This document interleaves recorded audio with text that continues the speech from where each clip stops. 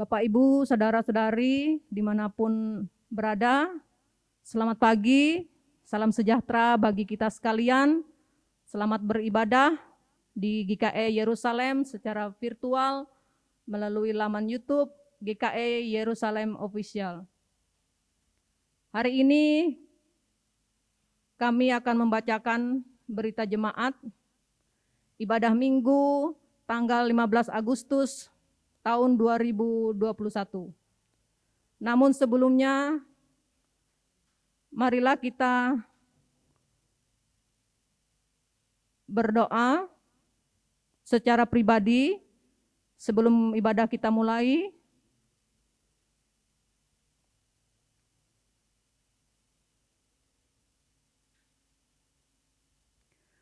Pada kebaktian Minggu tanggal 15 Agustus 2021 pukul 9 WIB, pendeta yang melayani kita yaitu Pendeta Mulyadi MTH dibantu oleh penetua dan diakon Jemaat GKE Yerusalem. Pada kebaktian Minggu tanggal 22 Agustus 2020 pukul 9 WIB, pendeta yang melayani kita yaitu Pendeta Kristinus Unting MDIP dibantu oleh penetua dan diakon Jemaat GKE Yerusalem.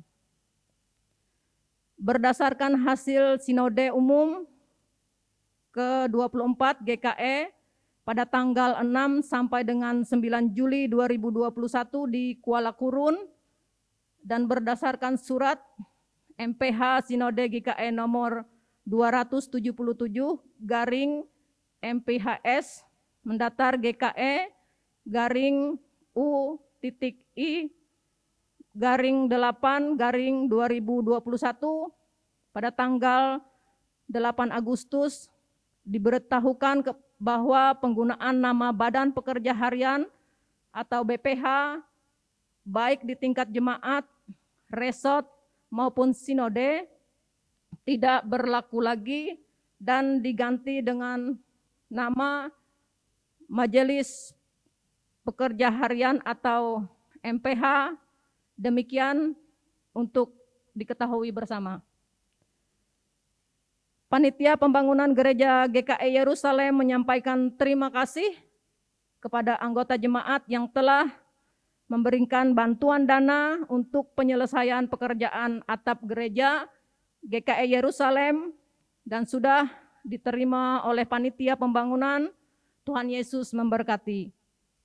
Diinformasikan kepada seluruh jemaat GKE Yerusalem bahwa pelayanan kunjungan kasih, ibadah kategorial seperti SPPER, SPB, SPRP untuk sementara waktu ke depan ditiadakan mengingat kita masih dalam pandemi COVID-19 dan varian lainnya semakin membahayakan.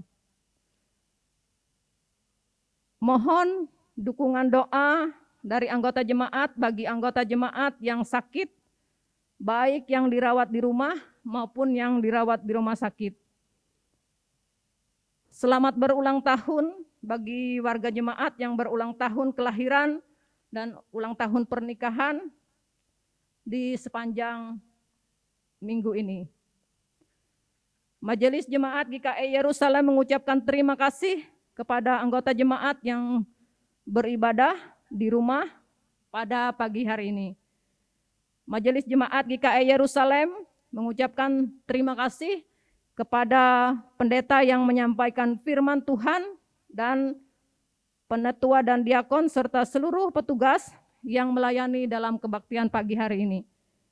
Demikian berita jemaat pada pagi hari ini. Selamat beribadah kepada jemaat sekalian. Tuhan Yesus memberkati. Shalom Bapak Ibu saudara-saudara sidang jemaat. Salam sejahtera dalam kasih Tuhan kita Yesus Kristus. Selamat beribadah pada pagi hari ini. Baiklah kita mempersiapkan diri, jemaat dimohon untuk bangkit berdiri dan bernyanyi dari Kidung Jemaat nomor 161, baik yang pertama sampai dengan yang kedua, segala kemuliaan.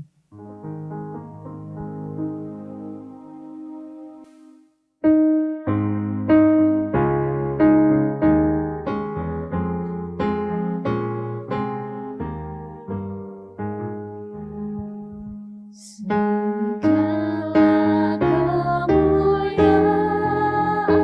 bagimu penebus, suara anak-anak memuji di Kau terus. Hosana Raja kami, Hosana anak Daud, utusan Tuhan Allah, mubaraklah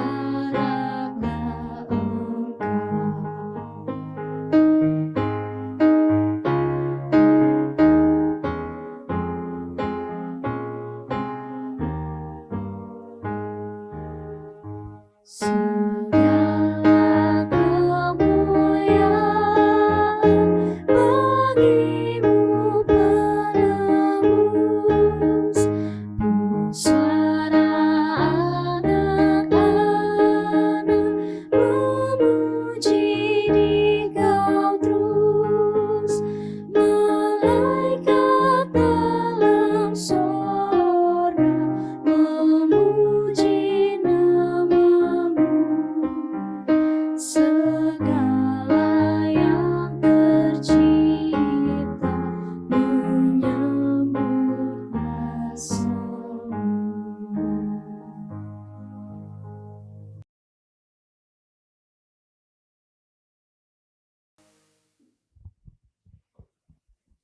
Di dalam nama Bapa, Anak dan Roh Kudus.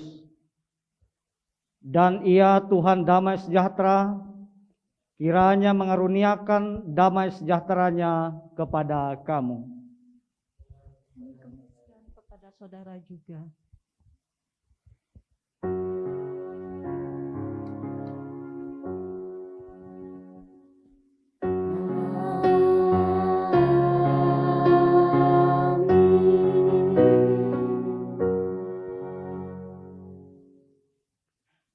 Jemaat silakan duduk.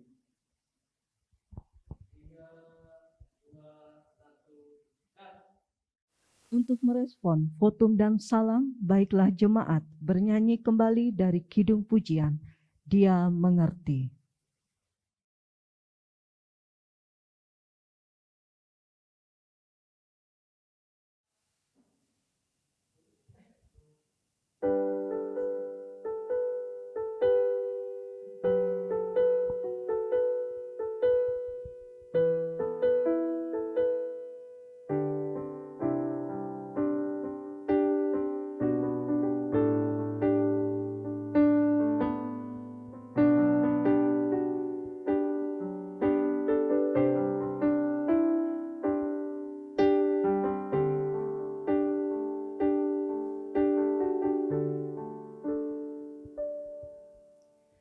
Terkadang kita merasa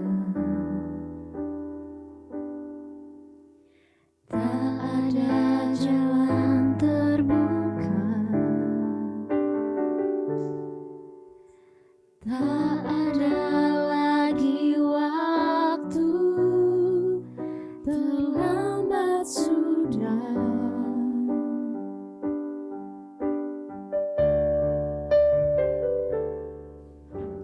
Tuhan tak pernah berdusta,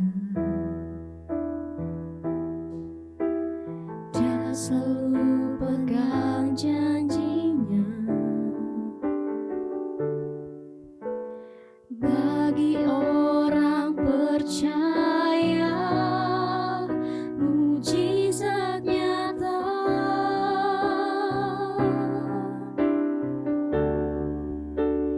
Dia mengerti, Dia peduli persoalan yang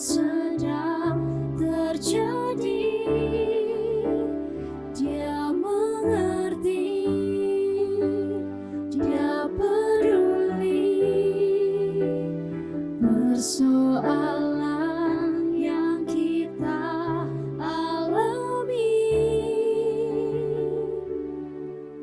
namun satu yang Dia minta, agar kita percaya sampai mujizat menjadi nyata.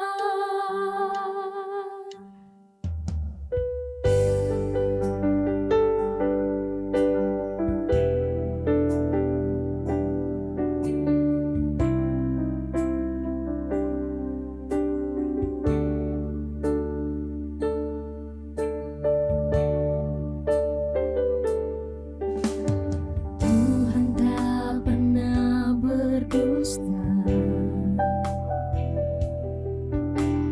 Dia selalu pegang janjinya. Bagi orang percaya, mujizat nyata.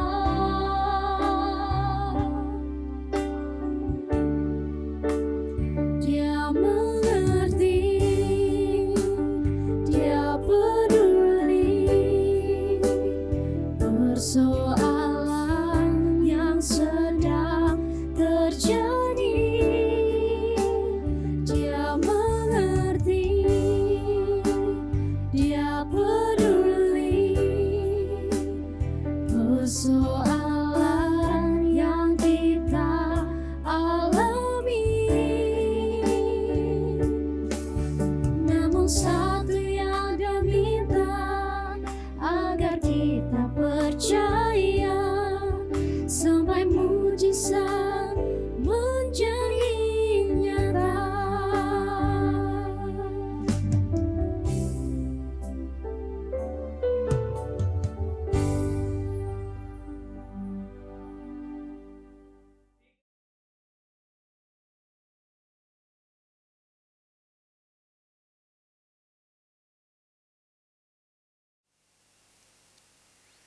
Doa pengampunan dosa dan ucapan syukur yang kita baca secara litani. Bapa kami yang di surga, kami datang ke hadirat-Mu yang kudus dengan segala kerendahan hati. Kami menyadari betapa kami telah berdosa di hadapan-Mu.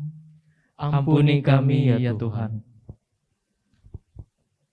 Kami menyadari bahwa seringkali kami lalai terhadap perintah-Mu, lebih mengikuti nafsu duniawi dan tidak berhikmat dalam menjalani hari-hari kehidupan kami, dan tidak mau peduli bagaimana kami harus hidup sebagaimana seharusnya. Kuduskan kami ya Tuhan. Syukur bagimu ya Tuhan, melewati masa yang sulit pandemi COVID-19 ini. Tuhan mengajarkan dan mengembalikan cara hidup yang seperti Tuhan inginkan. Tuhan mau kami lebih dekat lagi dan selalu berseru kepadamu. Biarlah dalam kebenaran dan kekudusan-Mu kami dapat menjalankan hidup dengan bijaksana, bersih dan suci bagimu. Dalam nama Tuhan Yesus kami berdoa. Amin.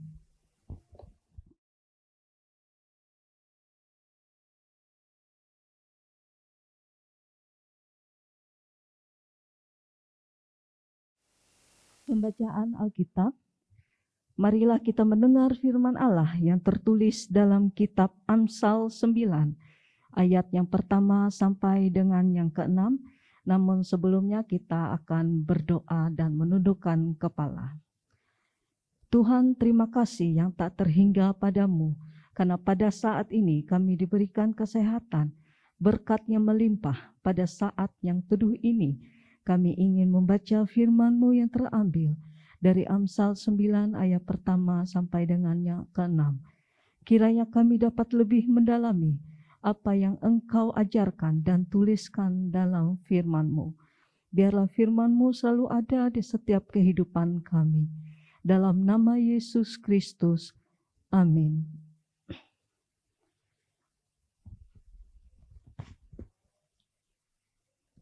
Amsal 9 ayat yang pertama sampai dengan yang ke-6 dengan perikop undangan hikmat dan undangan kebodohan.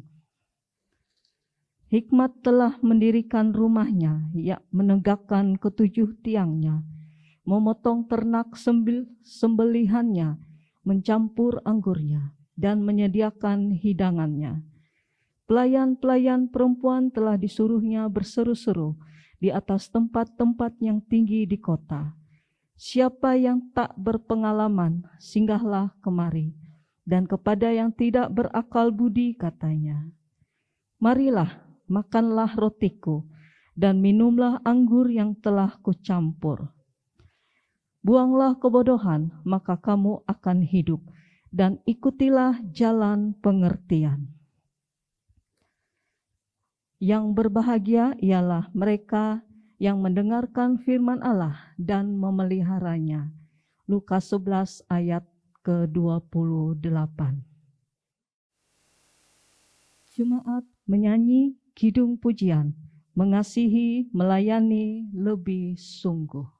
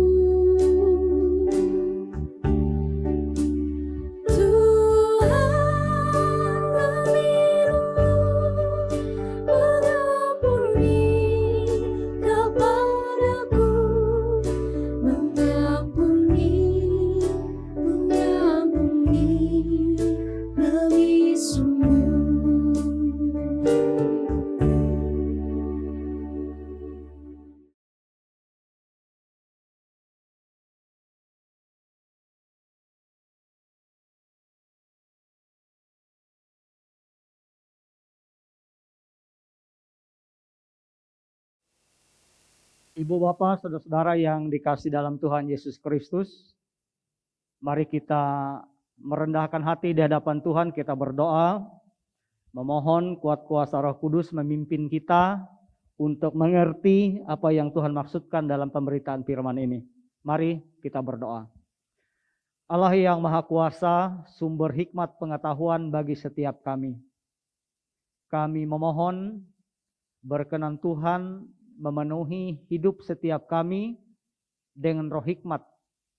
Dan bukalah pikiran kami agar mengerti apa yang Tuhan maksudkan melewati pemberitaan firman ini. Dan selanjutnya mampukan kami untuk melakukan kehendak-Mu dalam perkataan dan perbuatan kami. Sehingga pemberitaan firman ini benar-benar berdampak bagi pertumbuhan iman kami. Kami semakin berakar, bertumbuh, berbuah di dalam kebenaran-Mu. Kami berdoa di dalam nama dan kuasa Tuhan Yesus Kristus. Amin. Dasar pemberitaan firman Tuhan untuk kita pada hari ini, Minggu 15 Agustus 2021, dari Galatia pasal 5 ayat 13 sampai ayat yang ke-15 dengan judul perikop kemerdekaan Kristen.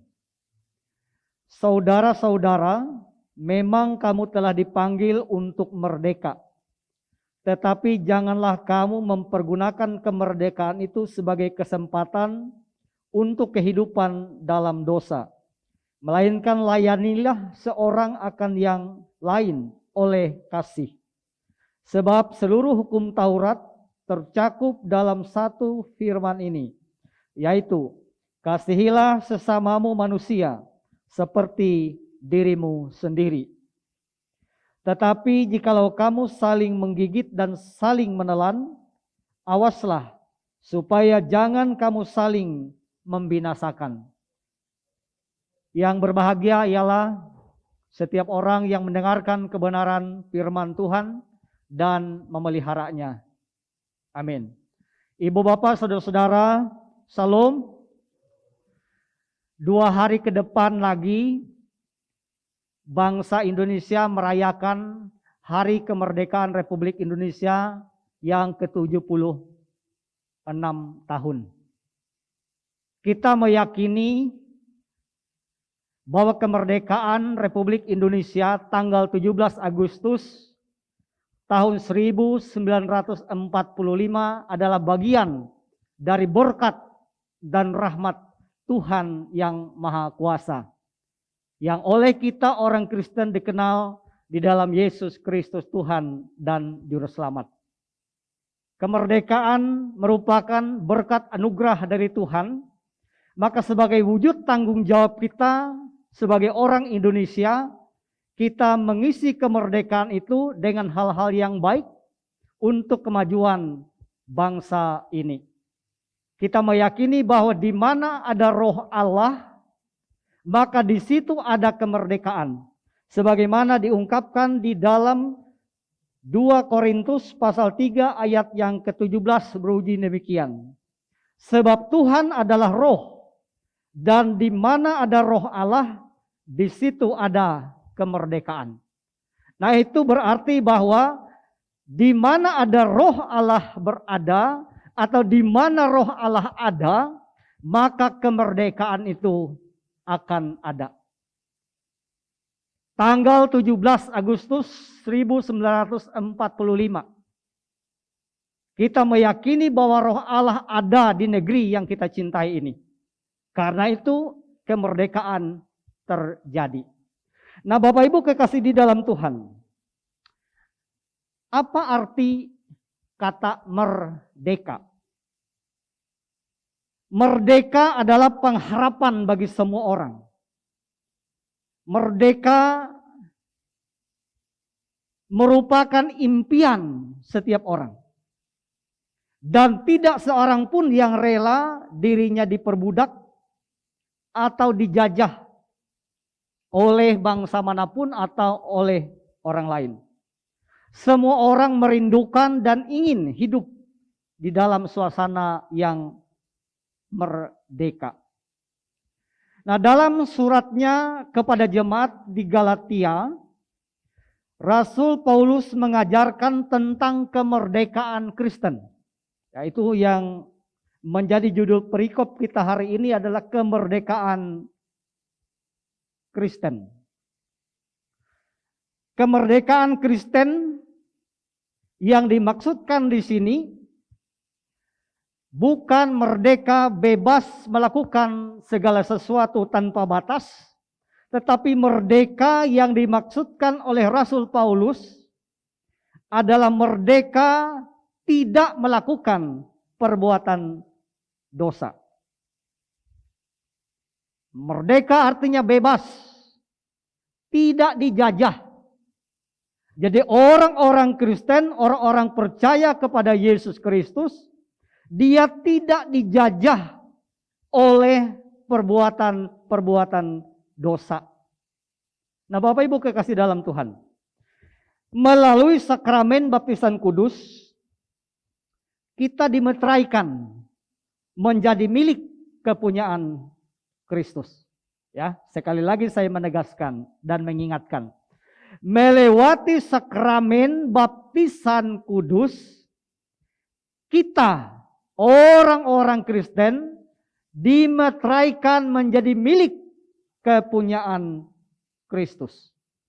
Sebagaimana diungkapkan dalam 1 Petrus pasal 2 ayat yang ke-9 dikatakan, kamulah bangsa yang terpilih, imamat yang rajani, bangsa yang kudus, umat kepunyaan Allah sendiri. Umat kepunyaan Allah sendiri. Apa artinya kalau dikatakan umat kepunyaan Allah sendiri? Artinya tidak ada yang lain yang memiliki kita sebagai umat ciptaan Tuhan. Nah, Bapak Ibu kekasih dalam Tuhan, kalau Ibu Bapak, Saudara dan saya, bangsa yang kudus, umat pilihan Allah, milik kepunyaan Allah sendiri, tentu punya tugas dan tanggung jawab. Masih di ayat yang sama. Di 1 Petrus pasal 2 ayat yang ke-9, kalimat yang terakhir. Itu adalah tugas dan tanggung jawab kita yang sudah dimerdekakan oleh Kristus melewati pengorbanan jadi kayu salib. Apa tugas kita? Di kalimat yang terakhir di 1 Petrus pasal 2 ayat 9, supaya kamu memberitakan perbuatan-perbuatan besar dari Allah. Nah, ini yang menjadi tanggung jawab kita. Karena kita sudah milik kepunyaan Allah, melewati peristiwa baptisan, dimeteraikan, tugas kita adalah memberitakan perbuatan-perbuatan besar dari Allah. Tidak hanya dikatakan perbuatan dari Allah, tetapi perbuatan-perbuatan itu artinya banyak perbuatan-perbuatan, banyak karya-karya, banyak tindakan-tindakan Allah yang harus kita beritakan. Dan tindakan Allah itu bukan kecil, besar dikatakan. Apa karya Allah yang terbesar? Karya penyelamatan. Ia rela mengorbankan anaknya yang tunggal yang bernama Yesus Kristus untuk menyelamatkan umat manusia. Nah, dengan pengorbanan Kristus, melewati peristiwa kematian dan kebangkitan Kristus, maka saudara dan saya tidak lagi menjadi hamba dosa, hamba hukum Taurat, hamba berbagai macam ajaran, tradisi, dan filsafat manusia yang menyesatkan, tetapi saudara dan saya menjadi hamba kebenaran atau hamba Kristus. Sekali lagi saya menegaskan dan mengingatkan saudara dan saya, ketika kita sudah menjadi milik kepunyaan Kristus, kita menjadi hamba kebenaran. Hamba kebenaran artinya hamba Kristus. Bukan lagi menjadi hamba hukum Taurat. Bukan lagi menjadi hamba uang. Bukan lagi menjadi hamba dosa. Bukan pula menjadi hamba berbagai macam ajaran, tradisi, dan filsafat manusia yang menyesatkan.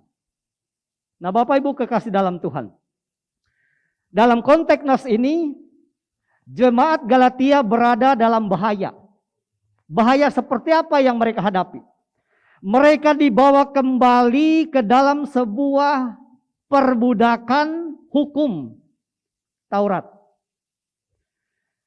Padahal mereka sudah dimerdekakan melewati pengorbanan Kristus. Tetapi mereka dibawa kembali ke dalam perbudakan hukum Taurat. Pertanyaannya mengapa? Mengapa orang-orang Kristen di Galatia kok bisa dibawa kembali ke dalam perbudakan hukum Taurat? Ke dalam filsafat manusia yang menyesatkan. Ke dalam ajaran tradisi-tradisi yang menyesatkan mereka. Bahkan pertanyaannya itu juga relevan untuk Bapak, Ibu, Saudara, dan saya.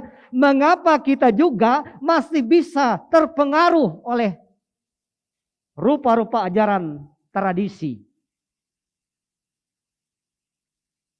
Contoh rupa-rupa ajaran tradisi yang mempengaruhi kehidupan kita. Sudah tidak menjadi rahasia umum.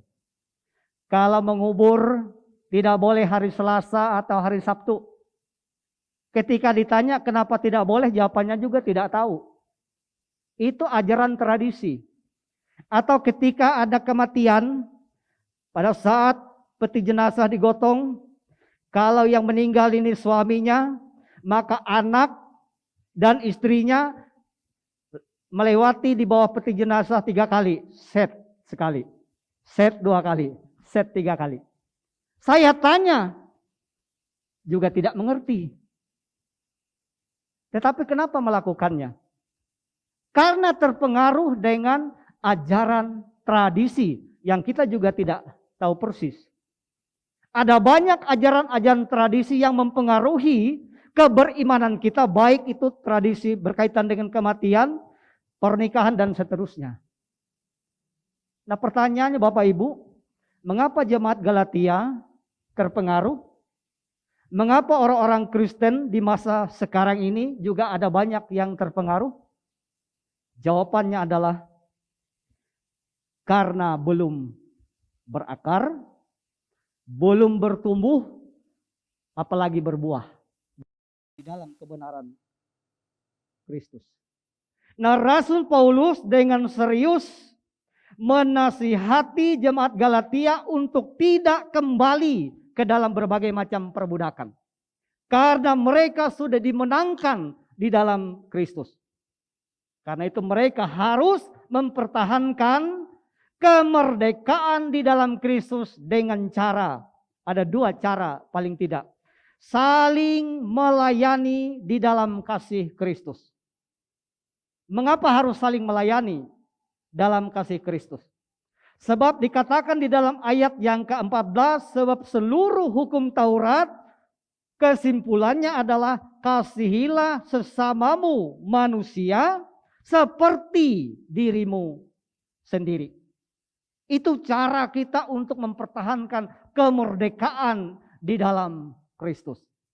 Ya, kasihi sesamamu manusia seperti dirimu sendiri.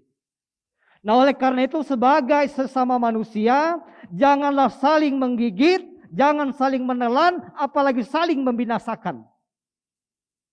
Jelas di dalam ayat yang ke-15. Nah, hal yang kedua Bapak Ibu, bagaimana cara kita mempertahankan kemerdekaan Kristus? Selain saling mengasihi di dalam saling melayani di dalam kasih Kristus, yang kedua rajin mendengar firman Tuhan atau rajin membaca firman Tuhan dan mempraktikkannya di dalam kehidupan sehari-hari.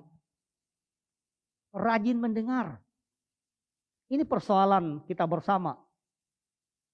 Mendengar bukan hanya mendengar dengan telinga dan logika, tetapi mendengar dengan hati. Karena mendengar dengan hati inilah yang memungkinkan kita dimampukan untuk memelihara apa yang kita dengar. Sangat berbahaya ketika kita hanya mendengar dengan pikiran, dengan logika. Karena kalau tidak masuk dalam logika kita, maka kita tidak mengakuinya sebagai satu kebenaran. Atau apa yang kita dengar tidak sesuai dengan selera kita, maka itu tidak kita pahami sebagai sebuah kebenaran. Nah, karena itu beberapa waktu yang telah lewat, saya pernah berkhotbah bahwa iman itu ada iman yang menyelamatkan, ada iman yang tidak menyelamatkan. Iman yang tidak menyelamatkan salah satunya adalah iman yang mengandalkan logika. Kalau tidak sesuai dengan logika, tidak perlu kita ikuti. Itu iman yang mengandalkan logika. Atau iman yang tidak menyelamatkan, yang lainnya adalah iman yang bersifat sementara. Atau iman yang dilingkupi oleh kegelapan.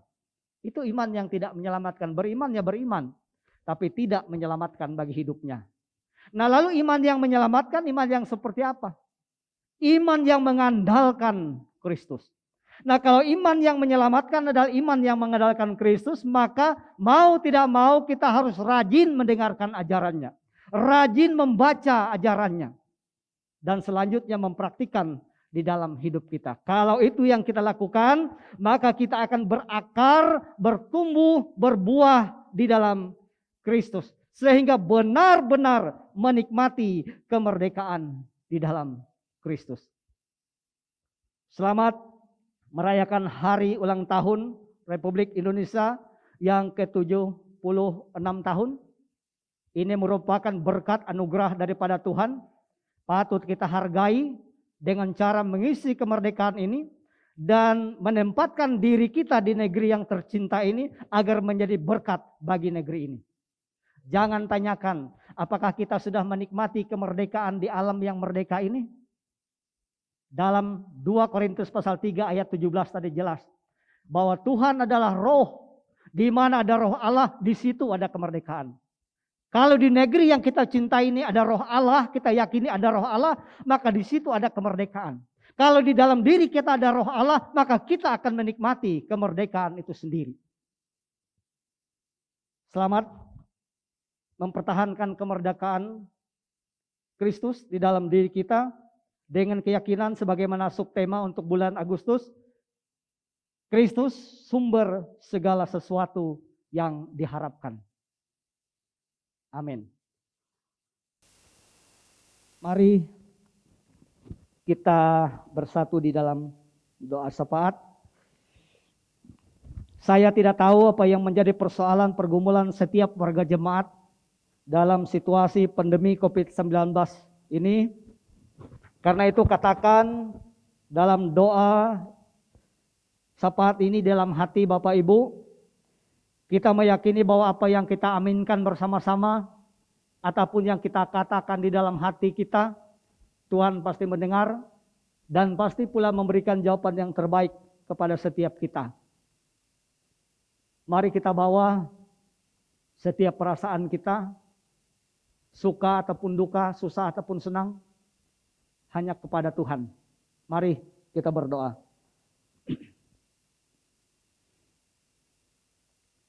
Allah yang Maha Kuasa, yang kami kenal, kami sembah di dalam Yesus Kristus, Tuhan dan Juru Selamat. Terima kasih Bapa, Engkau melawat kami dengan kebenaran firman-Mu. Biarlah kami dimampukan untuk mengerti,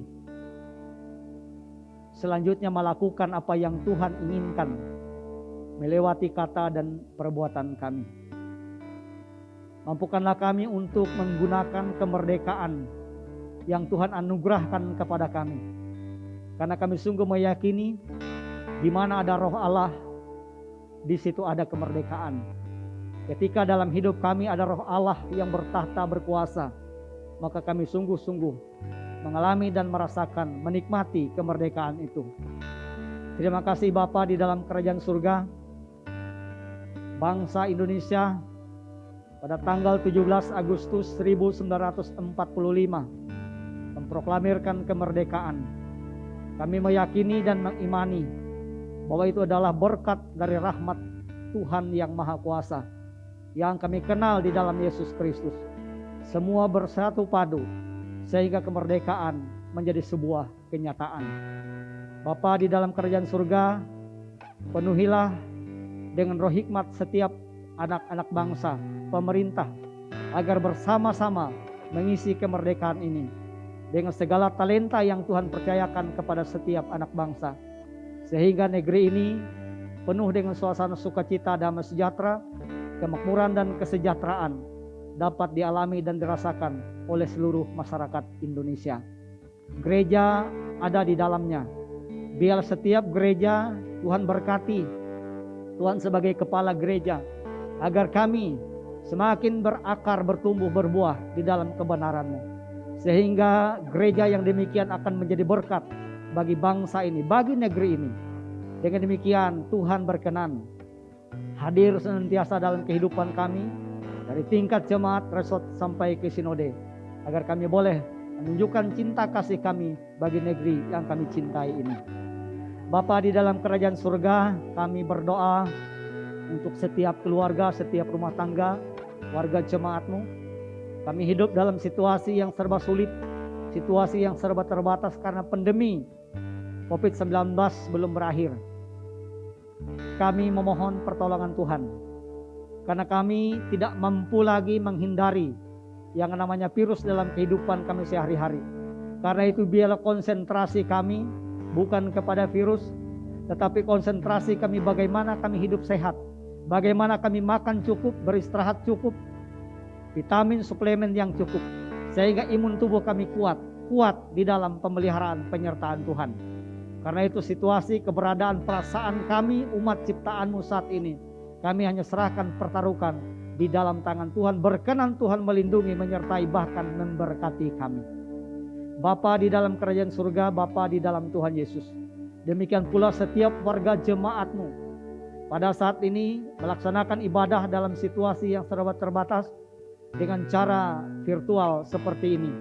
Biarlah ini juga menjadi sarana bagi setiap warga jemaat-Mu untuk membangun relasi dengan Tuhan, sehingga sekalipun persekutuan antar sesama untuk sementara seperti terabaikan dan tidak dapat dilaksanakan, tetapi biarlah persekutuan kami atau relasi kami dengan Tuhan dapat terus terjalin dengan baik, dan iman kami tetap kuat kokoh di hadapan Tuhan. Bapa di dalam kerajaan surga, Bapa di dalam Tuhan Yesus, kami berdoa secara khusus untuk setiap warga jemaat GKE Yerusalem. Bagi kami yang dalam keadaan sakit, kami memohon pertolongan Tuhan. Kami dipulihkan, disembuhkan melewati doa-doa sesama, doa-doa semua, makanan, minuman, upaya-upaya yang dilakukan. Biarlah semua menjadi sarana di tangan Tuhan agar semua yang sakit boleh dipulihkan. Bagi kami yang dalam keadaan sehat, biarlah tetap sehat di dalam pemeliharaan penyertaan Bapa di surga. Bagi saudara-saudara kami yang sedang terpapar COVID-19, dirawat di rumah masing-masing ataupun di rumah sakit, kami memohon pertolongan Tuhan. Lebih-lebih berikan hati yang damai, pemikiran yang tenang. Dengan demikian akan membantu proses pemulihan, dan ajarlah mereka senantiasa untuk tetap berpikir sehat di dalam penyertaan Tuhan. Bapa di dalam kerajaan surga, Bapa di dalam Tuhan Yesus, kami juga berdoa untuk proses pembangunan gereja GKE Yerusalem. Oleh pertolongan Tuhan, maka proses pembangunan dapat berjalan sampai saat ini. Bahkan ada komitmen bersama dengan tukang bahwa di bulan September atap sudah dapat diselesaikan. Dan pada saatnya nanti kami akan beribadah di gereja itu. Biarlah kami kembali membangun persekutuan yang kuat, sehingga jemaat ini menjadi jemaat yang kuat, menjadi jemaat yang bisa menyampaikan kesaksian cinta kasih kepada lingkungan yang ada di sekitarnya, sehingga banyak jiwa-jiwa yang dimenangkan di hadapan Tuhan oleh warga jemaat GKE Yerusalem. Segala upaya yang dilakukan selama ini, ambil bagian setiap warga jemaat dalam rangka membangun, baik berupa tenaga, waktu, pikiran, bahkan uang, biar semuanya itu tidak menjadi sesuatu yang sia-sia, melainkan menjadi sesuatu yang mendatangkan bahagia, sukacita bagi keluarga, bahkan menyenangkan hati Tuhan. Terima kasih Bapa di surga, kami sungguh meyakini ketika kami bersinergi, maka pembangunan ini akan dirampungkan tepat pada waktunya, menjadi kebanggaan bagi seluruh warga jemaat GKI Yerusalem, menyenangkan hati Tuhan. Bapa, banyak hal yang ingin kami minta pada saat ini. Kami sungguh meyakini apa yang sudah kami aminkan bersama-sama, bahkan yang kami katakan dalam hati kami masing-masing, di rumah kami masing-masing, Tuhan berkenan mendengar dan memberikan jawaban yang terbaik kepada setiap kami tepat pada waktunya. Kami berdoa memohon di dalam nama dan kuasa Tuhan Yesus Kristus, yang sudah mengajar para murid berdoa, yang saat ini kami ucapkan bersama-sama. Bapa kami yang di surga, dikuduskanlah namamu, datanglah kerajaanmu, jadilah kehendakmu di bumi seperti di surga. Berikanlah kami pada hari ini makanan kami yang secukupnya, dan ampunilah kami akan kesalahan kami, seperti kami juga mengampuni orang yang bersalah kepada kami. Dan janganlah membawa kami ke dalam pencobaan, tetapi lepaskanlah kami daripada yang jahat. Karena Engkaulah yang punya kerajaan dan kuasa dan kemuliaan sampai selama-lamanya. Amin.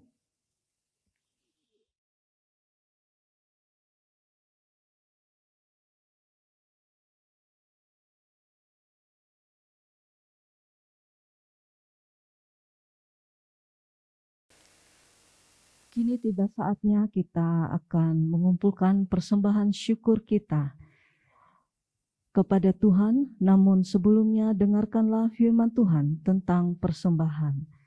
Kepada Tuhan, hai suku-suku bangsa, kepada Tuhan sajalah kemuliaan dan kekuatan.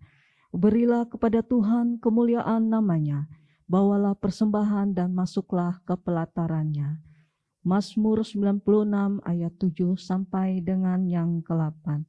Baiklah, kita akan menundukkan kepala kembali untuk persembahan kita.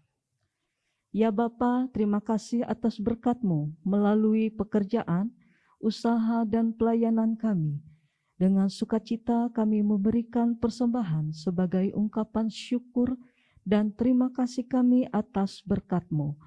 Bersamanya kami menyerahkan hidup dan pelayanan kami untuk menjadi persembahan yang berbau harum di hadapan-Mu.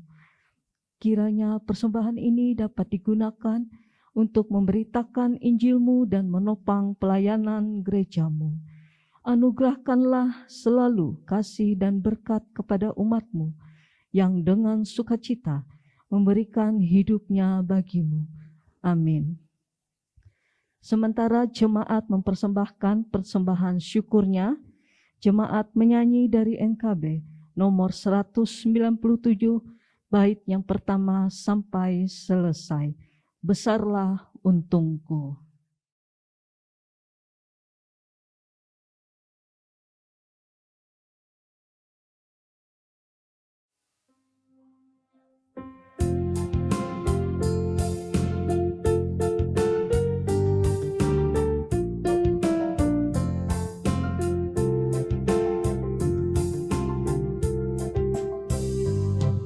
Besarlah untungku jika Yesus milikku, bersuka jiwaku karena damai yang penuh. Meskipun angin keras, badai dunia menderu, tak goyah hatiku karena Yesus milikku. Benar-benar besarlah untungku, benar-benar besarlah untungku, benar-benar besarlah untungku, ketika Yesus sungguhlah tetap milikku.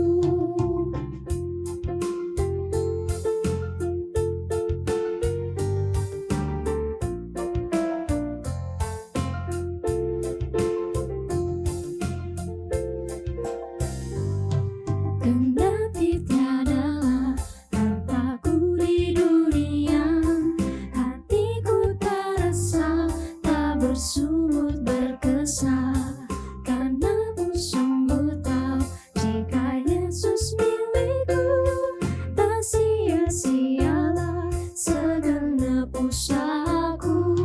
Benar-benar besarlah untungku, benar-benar besarlah untungku, benar-benar besarlah untungku, ketika Yesus sungguhlah tetap milikku.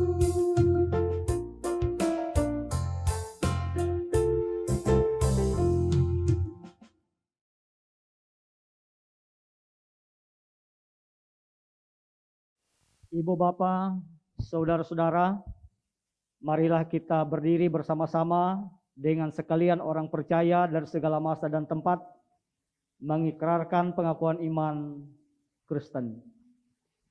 Aku percaya kepada Allah Bapa yang Maha Kuasa, Halik langit dan bumi, dan kepada Yesus Kristus, Anaknya yang tunggal Tuhan kita, yang dikandung daripada Roh Kudus, lahir dari anak darah Maria, yang menderita di bawah pemerintahan Pontius Pilatus, disalibkan, mati dan dikuburkan, turun ke dalam kerajaan maut. Pada hari yang ketiga, bangkit pula dari antara orang mati, naik ke sorga, duduk di sebelah kanan Allah Bapa yang Maha Kuasa, dan akan datang dari sana untuk menghakimi orang yang hidup dan yang mati. Aku percaya kepada Roh Kudus, gereja yang kudus dan am, persekutuan orang kudus, pengampunan dosa, kebangkitan daging, dan hidup yang kekal.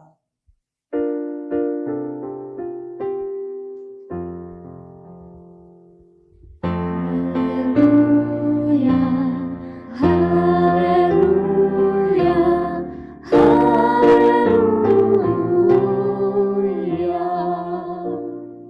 Terimalah berkat Tuhan dengan penuh sukacita, dengan hati yang bersyukur. Tuhan memberkati engkau dan melindungi engkau. Tuhan menyinari engkau dengan wajah-Nya dan memberi engkau kasih karunia. Tuhan menghadapkan wajah-Nya kepadamu dan memberi engkau damai sejahtera.